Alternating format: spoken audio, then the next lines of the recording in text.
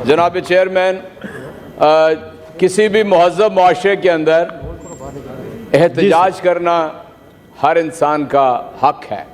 और एहतजाज भी अगर पुरअमन हो तो किसी को उसके ऊपर एतराज़ नहीं होना चाहिए। 3 बजे अभी आज थोड़ी देर पहले, 1.5-2 घंटे पहले,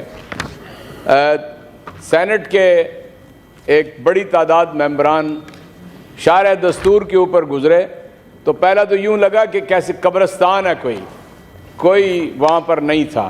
फिर महसूस हुआ कि कोई कंसंट्रेशन कैंप है। किसी ने यहाँ पर चारों तरफ खारदार तारें लगाकर तो पार्लियामेंट को भी महसूर कर दिया है, सुप्रीम कोर्ट को भी महसूर कर दिया है, और दीगर जो इस बिल्डिंग्स इस इलाके के अंदर आती हैं उसके इर्द गिर्द भी पैरा लगा दिया है। मैं ये समझता हूँ कि जब से इम्पोर्टेड हुकूमत आई है और इम्पोर्टेड हुकूमत नामंजूर आई है, उससे कोई सीधा काम नहीं हुआ। और जब भी किसी ने पुरअमन एहतजाज करने की कोशिश की है, इन्होंने यानी उसको लाठी, गोली, आंसू गैस, गालियां, धक्के, रास्ता बंद करके ये सारा काम किया है। और आज भी यही कुछ हुआ है जनाब चेयरमैन।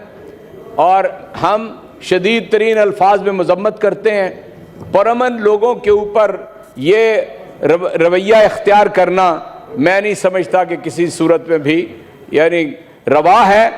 इनके हुकूमत की हुदूद अब रह बाद टेरिटरी तक, तो इन्हें चाहिए कि कुछ ख्याल करें और कम से कम यहाँ पर जमहूरी रवायत, जब हमारी हुकूमत थी तो लंबे लंबे लॉन्ग मार्च थे जिसमें कांपे टांग जाती थी, जिसमें 13 दिन मौलाना फजलुर रहमान साहब इस्लामाबाद में बैठे रहे और PMLN के जुलूस भी निकलते रहे। कभी किसी को किसी रास्ते से आने जाने से नहीं रोका गया। उसके बावजूद ये जो काबिल मजम्मत है, 25 मई की बाज़गश्त आज तक सुनाई दे रही है और अब फिर जो है इन्होंने यही रवैया इख्तियार कर लिया है। और यहाँ पर वज़ीर दाखिला मूंछों को ताव देकर धमकियां देते हैं, कहते हैं सुन लिया तहरीके इंसाफ ने, फिर ना गिला करना। मैं समझता हूँ ये अल्फाज किसी पार्लियामेंटेरियन के नहीं हो सकते। दूसरी बात जनाब चेयरमैन, आप समझेंगे कि ये कोई ऐसी मामूली बात है। एब्सोल्युटली नॉट से लेकर एब्सोल्युटली यस तक का सफर जो तय हो रहा है, पाकिस्तान की 20 साल की 9/11 के बाद एक तारीख है।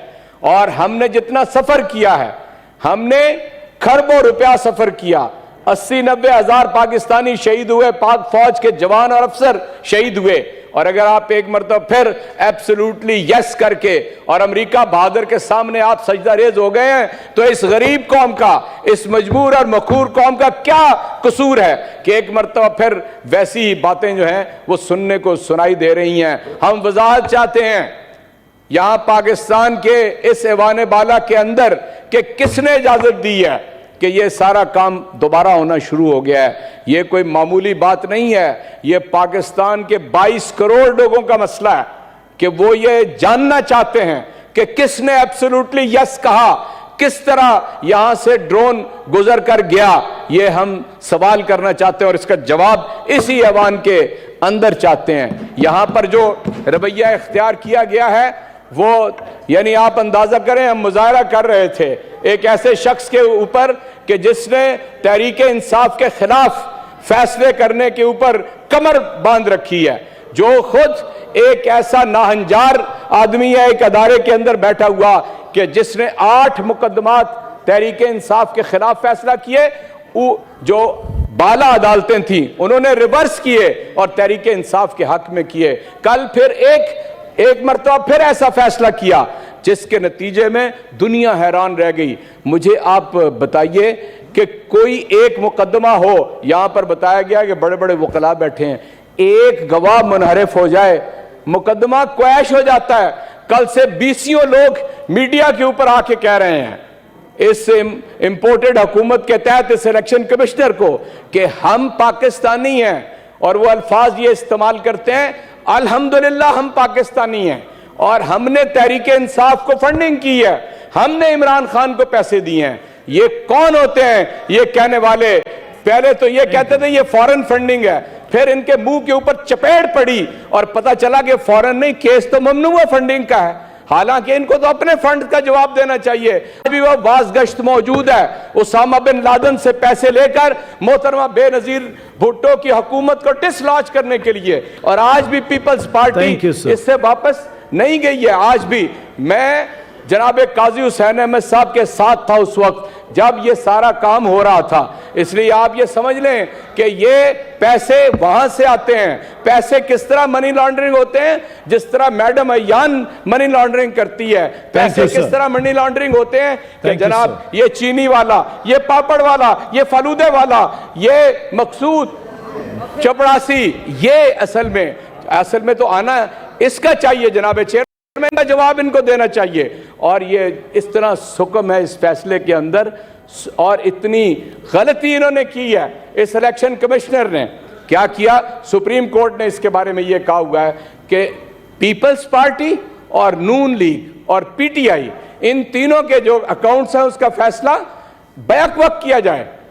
इस्लामाबाद हाई कोर्ट ने भी यही कहा हुआ है। और तहरीके वो न सिर्फ ऑडिटेड हैं बल्कि गैजेटेड भी हैं अल्हम्दुलिल्लाह, और वहां पर कोई चीज ऐसी नहीं है। और ये समझते हैं कि ये तहरीके इंसाफ को ये बताएंगे।